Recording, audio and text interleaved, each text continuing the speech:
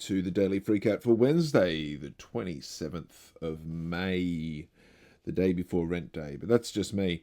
Today's show, we've got Erin Brockovich coming back into the fore. We've got the House of the Dragon, we've got the UFC's event, and we've got the Enhanced Games, plus a little bit more Chaz and Dave, but we're going to do something a bit different with Chaz and Dave today, because I keep getting copyright strikes on Chaz and Dave, so we're not going to listen to them in quite the same way.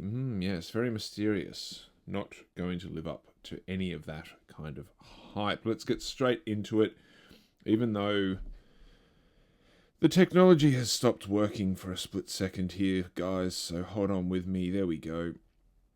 The Enhanced Games happened recently over the last couple of days. I was very curious about the Enhanced Games because I was always of the attitude and the opinion that most sport is enhanced in some way anyway, in that athletes enhance themselves anyway. So whether they take creatine or they take electrolyte drinks or all sorts of different things. They also fine-tune their diet. They train to within an inch of their lives and all that other kind of stuff. They do, like, it's not like, and I just realized I've got the camera facing way too much of the door. Let's just turn that around a bit. There we go. That's much better.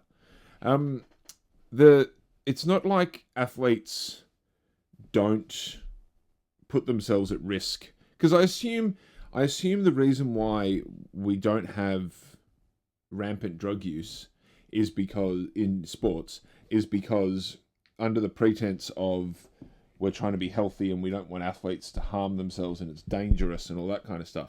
But sports is dangerous. Like if you look at boxing, head trauma causes major problems. Working out and training as much, just normal injuries from overdoing it and going extreme, popping your hamstring, all that kind of stuff. It's not like athletes are not pushing themselves as it is anyway. And then there's so many examples of athletes who did dope and did do things and they've turned out fine. For instance, you look at Lance Armstrong. Now, Lance Armstrong was apparently competing against other athletes who were also doping to the gills just as much and doing the same things that he was. And he is now physically fine. No repercussions or no damage that could not have been just general athletic damage. And given the extremities of the sport, he kind of needed to dope in order to get through it and to be able to do what he did.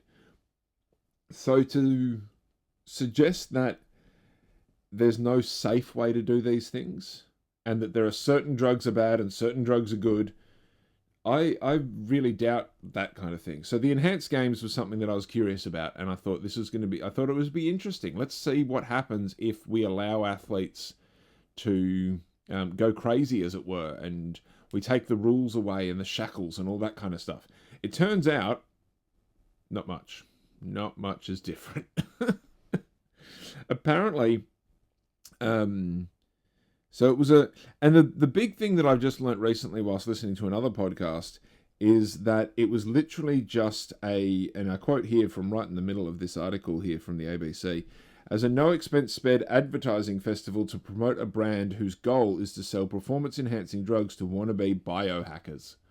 And I think that really sums it up, because the biggest record-breaking or whatever that happened came from the Greek swimmer Christian Geklomovev. Anyway, Christian swam the fastest 50 meters in freestyle, taking 0.07 seconds off the legitimate world record. And he was fully doped, and he was wearing a super suit that made him slide through the water even quicker. So, and 0.07 seconds. Now, I know that's the tiniest little thing matters in sports, but come on, that's not much of a difference. I don't think... It feels like it wasn't enough. It feels like they didn't break records enough to make it worthwhile. And apparently that was the best that happened. Everyone else was... And apparently a whole heap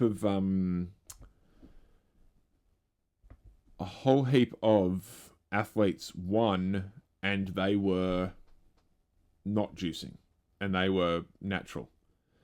So it really sort of made a mockery of the whole thing, to be honest. Which, in my opinion, sort of also, you could sort of see it and say that that is evidence that the original Olympics is fine.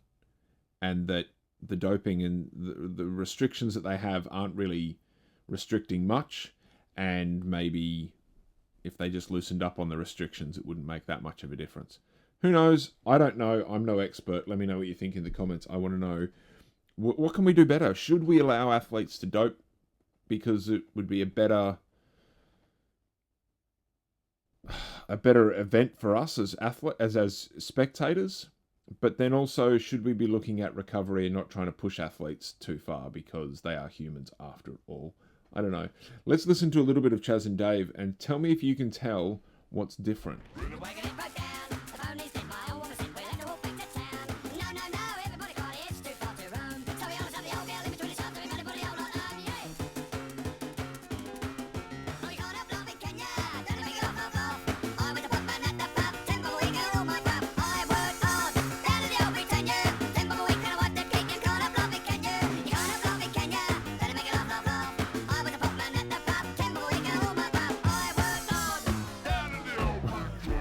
What do you think was different? Can you tell? I was actually hoping it would go slower. I thought slower would be funny. So we'll try that next time. Is that what I've done, or is it slower that way?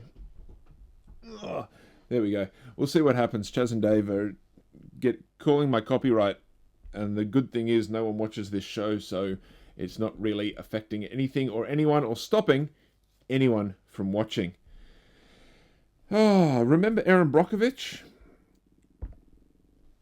She was I think a human rights lawyer was the way to go, according to the movie. She assisted or worked at a law firm, and then and went on to defend a whole heap of people because she was tenacious and all that kind of stuff. And Julia Roberts played her in the movie. But she has launched a new website asking Americans to help as she launches the data center map. Data centers are becoming a very big thing, aren't they? Everyone's talking about them. And the map that she's producing is something like that of the United States. The data center, it feels like, just like how we've got solar panels and wind turbines and stuff coming into the world and taking up space, and people are saying, oh, this is good, this is bad, and having opinions on it. Data centers feel like they're about the same kind of thing, where computers are becoming such a big part of our lives that we need, and remember, there is no cloud, there is no away, it is someone else's computer. When we're on the internet, we're just on somebody else's computer, effectively. Turn the internet off on your computer, on your whatever device you use, and realize, especially tablets and iPhones or tablets and phones and stuff, and realize how much you are just accessing the internet. I can't remember what happened, but it was not that long ago, and I've done it it's happened to me a few times where my internet's been cut off for some reasons, usually because I haven't paid, you know how it is. But the amount that you don't use you're not actually using your device. You are literally just connecting to the internet. And as much as, like, I use the camera a lot on my device, but oh my God, I'm just using all the apps are just connections to the internet and to websites. And we're just using other people's computers. And so data centers, even with the advent of AI, are becoming a very big deal. And it's amazing how much is needed. So you can see on this map of the United States, because obviously Erin Brockovich is from the US, it's a very US orientated thing here. The community reported are the red dots, which are the biggest ones here. Can I? No, I can't. And you can barely see the actual green ones, which are the operational ones. The purple ones, which are there's not very many of them, are proposed, and blue are under construction. So there's really not very many at the moment, but the potential of how many there are is just insane. And at this stage, when it comes to data centers, it doesn't seem like there's any... We haven't... Just like with the enhanced games, the long-term effects of these substances and stuff needs to be studied. The long-term effects of data centers needs to be studied. Now, I'm very pro solar panel and wind turbine and renewable energy, but we need to check the long-term effects. We need to be looking forward and moving forward, but we don't need to be rushing forward, is how I would describe it, and how I would voice my attitude towards such things. I don't think we need to just get data centers everywhere, but it does seem like data centers are becoming a very prominent thing. And I've got a sneeze coming, so hold on 1 second.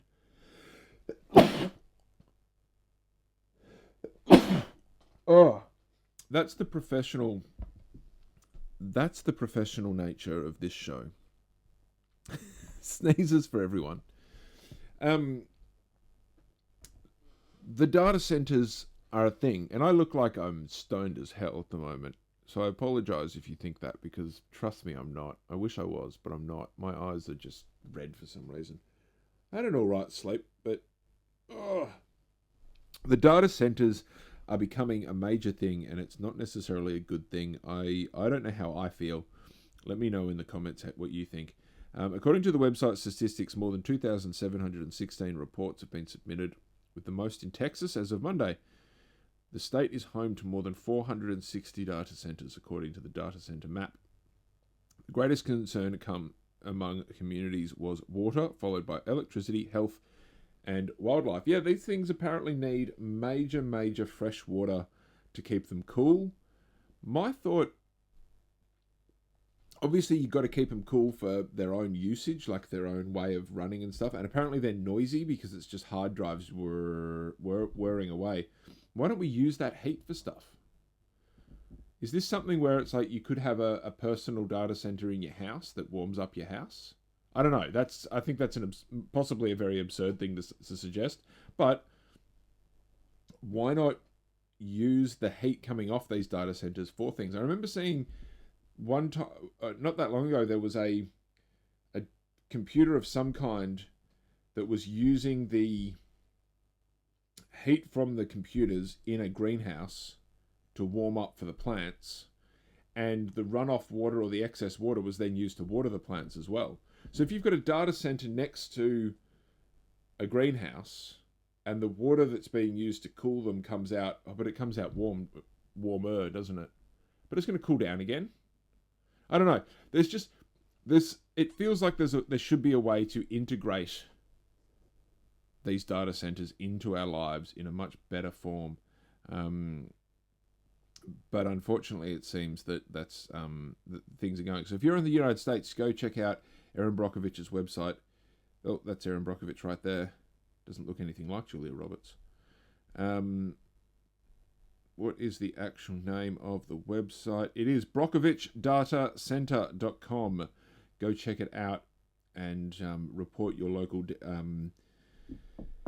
data center. I don't think they're necessarily saying it's bad, but it is new technology. It is a new thing that needs to be kept on top of. It's not something that can just be left to run wild. The same with almost anything in this world. Because people will focus on just making money or just this or just that. They won't focus on, let's go back to the enhanced games. People will focus on just winning the enhanced games, they won't focus on their long-term events. Let's even go back to Lance Armstrong. Lance focused purely on claiming that he did not dope and he was cruel and mean to people and he ruined lives, and that's what got him unstuck in the end. He didn't think long term. If he'd been nicer to people, no one would have kept pushing him, and he probably would have gotten away with it if he'd just been a bit nicer to people. Because he was a bit of a douchebag to a lot of people. Which, when you've done it, when you know anything about Lance, then you go, well, that makes sense. So yeah, go check out Erin Brockovich's website and let her know if there's a data center near you.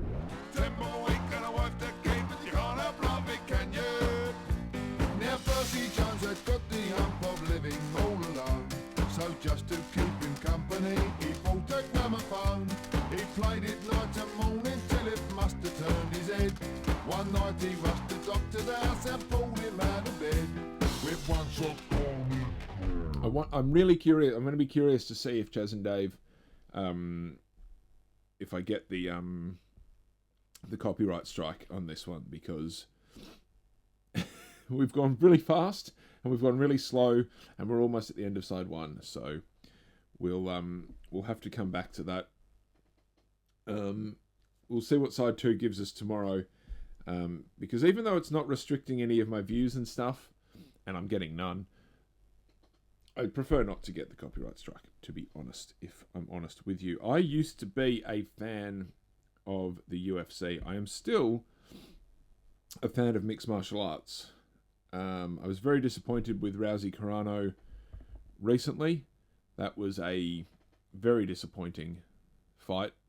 Even though it was unsurprising in retrospect, it was still very disappointing. But the UFC has Dana White, for all of Dana's tenacity and help and his attitude obviously was big part of what got the UFC to its successes and built and pushed MMA in the way it did. But what he's doing now, and this is the crazy thing, he's always sided or been a Trump guy. They were friends and doing deals and stuff back in the day. Dana White, it turns out, has always been an asshole douchebag. This is not new in any way, shape, or form. And it's amazing to see it to see it coming to the way it is now and realizing, oh wow, he was always probably screwing over fighters and athletes and stuff like that. The UFC not that long ago a while ago now, did a what's it called? A uniform deal, and they stopped the athletes being able to make money off sponsorships on their uniforms. Yet the cage or the octagon and everything all had sponsorships all over it. And it was just gross, because you are either going to go one way or the other. You can't take away the athlete's ability to have sponsorships and make money, and then have all these sponsorships that you can make money off. It literally was just we're going to make money no matter what situation. And the athletes were the ones that suffered.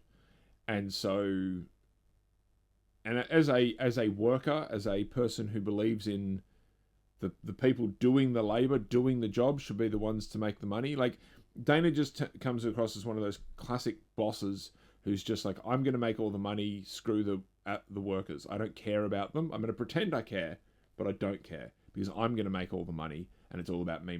Greed, greed, greed. And that is the reason why the UFC did well, because he was just like, I need to make more money. But in between gambling at casinos and hitting his wife, he's screwed over the fighters. And this UFC card for... So one thing about me that you need to know is that I share a birthday with Donald Trump. I don't like it. I don't celebrate my birthday because of other reasons. I just don't like it. But Donald Trump and I were born on the same day. different, many decades apart, but or 4 decades apart. Yeah, 4 decades apart. But that's just how it is.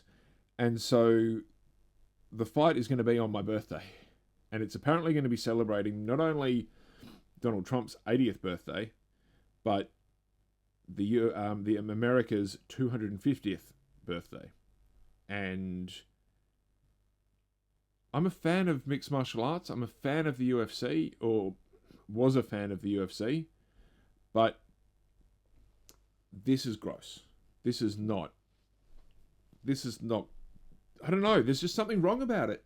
There should not be a UFC fight happening on the UFC lawn. It's just wrong. Because as much as I like mixed martial arts and fighting, it is fighting. It's not a nice sport. You know what I mean? It's not cricket or soccer or any of that kind of stuff.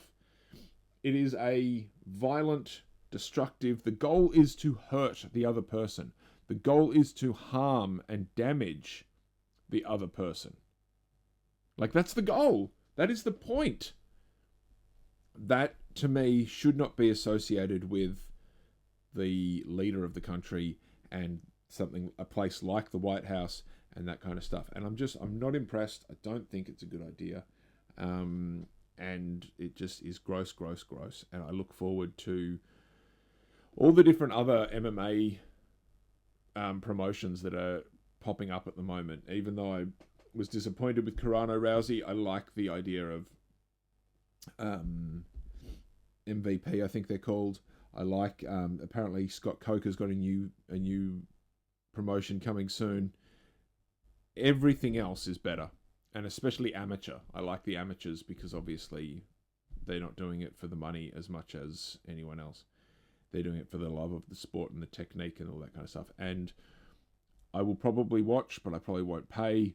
And I will be curious to see who fights. I don't even know who's on the card. Does this article have anything about the card? Probably not, because it's all about money, and tickets, and hyping bullshit. Because that's what the UFC and fight promotion is. It's just hype and bullshit. And so yeah, it's not good. I don't like it at all. Let me know what you think, because I'm always open to I like an alternative opinion.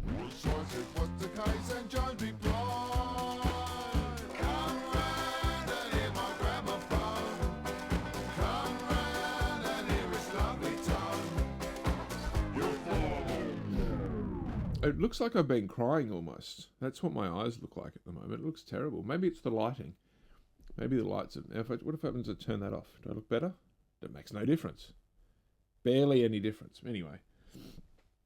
TV show that I'm looking forward to, but again, I've been disappointed with in the past, is House of the Dragon. Season 3 is happening, and apparently it's going to be an all-out war. Oh, sorry. That was gross. That's why this is a professional show. No one watches anyway. Who cares?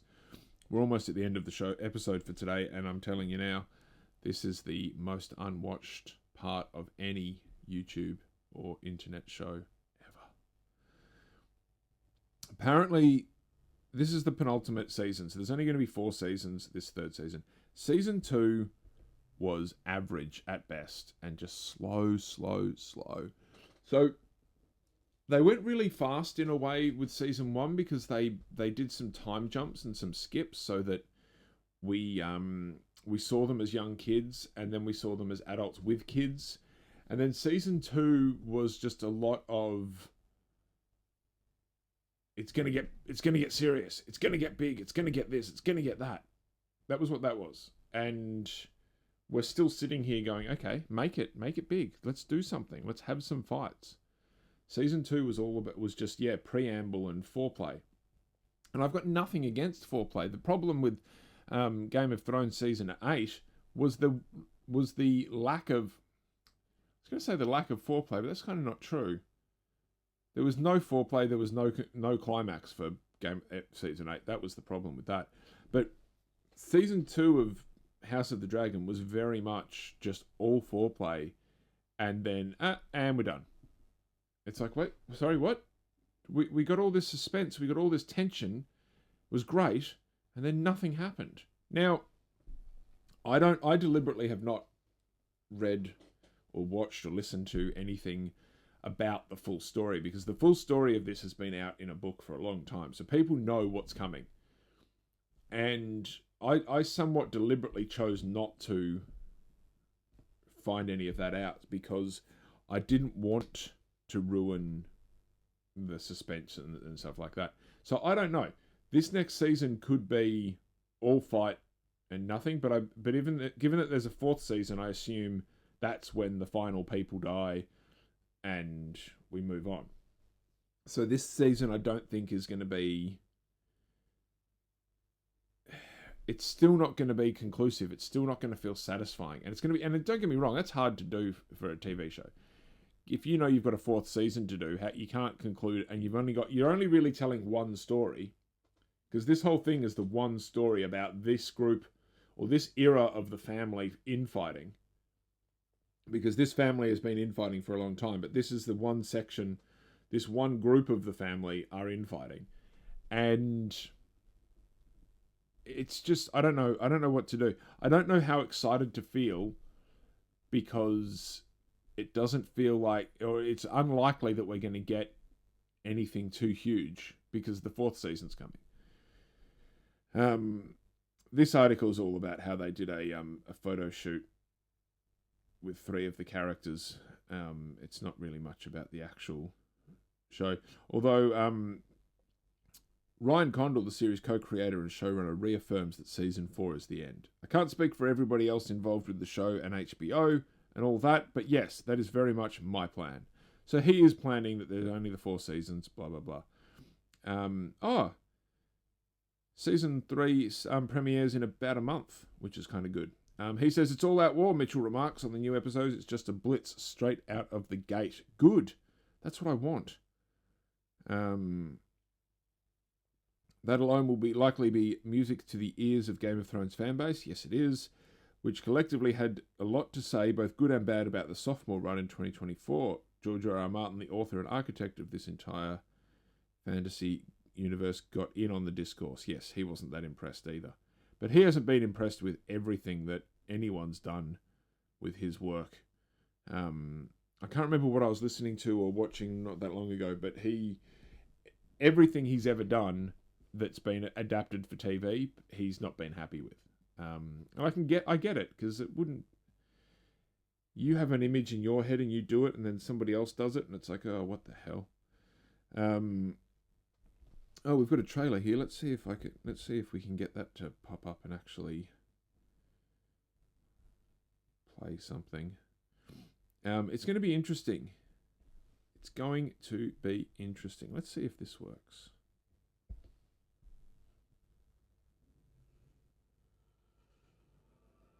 You now have the power no man has ever wielded. We will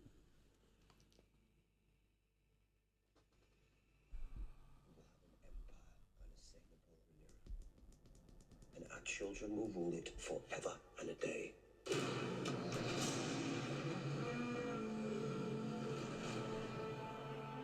All that remains is for you to decide what you want from this war. You will do things that your heart would have recoiled from before you came to the throne. The Targaryens are a savage race. We act with holy purpose to restore a rightful king. I'm going to kill my brother or die in the attempt. Draw your sword.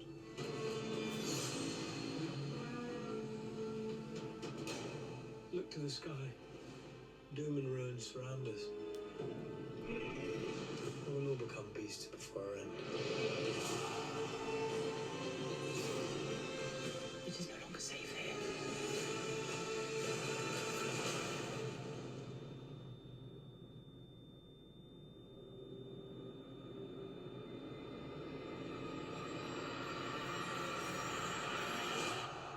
There will be no doubt who the gods have chosen to rule.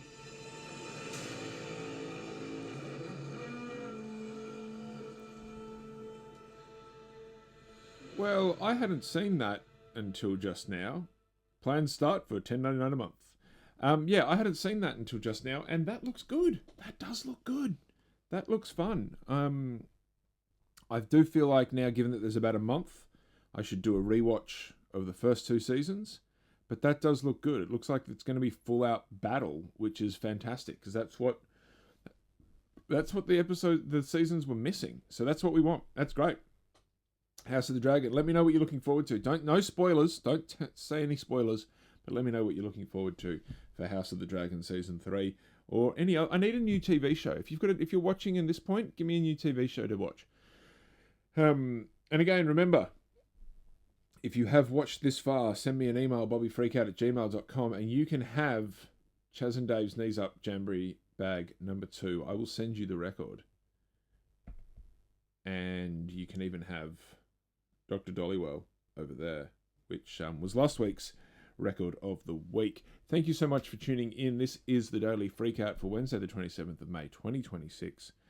I have been Bobby Freakout. You've been the audience, and I will see you tomorrow.